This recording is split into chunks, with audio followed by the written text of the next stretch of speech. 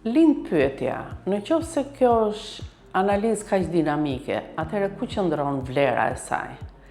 Vlera e saj qëndron pasi ajo sigurisht që është analizë shumë dinamike, ama është e ndikuar nga shumë momente, nga faktorë të jashtëm dhe nga faktorë të brendshëm.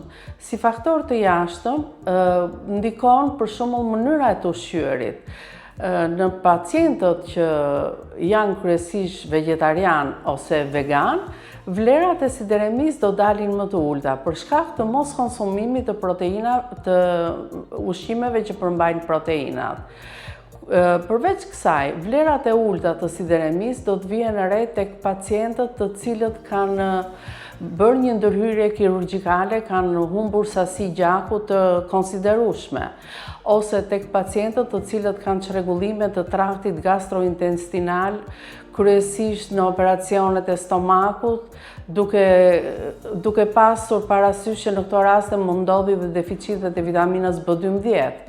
Mund të ndodhi tek ulja e sideremis, pra mund të ndodhi tek gratë të cilat kanë cikël menstrual të zgjatur.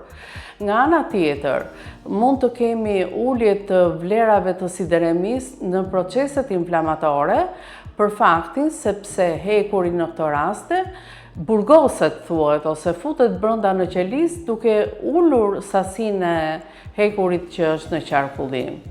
Nga ana tjetër, rritja e vlerave të hekurit, pra të sideremis, mund të përshkruhet në disa situata.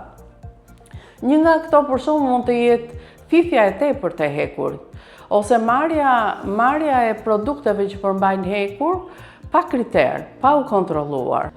Nga ana tjetër, vlera e sideremis është kur kjo rritet, dhe rritet në disa raste, kur marrja është pa kriter e hekurit nga jashtë, ose në rastet e disa patologjive të gjakut, kryesisht anemia hemolitike, e cila për shkak të shkatërimit të shpejtë të eritrociteve, kemi daljen e hekurit në qarkullim.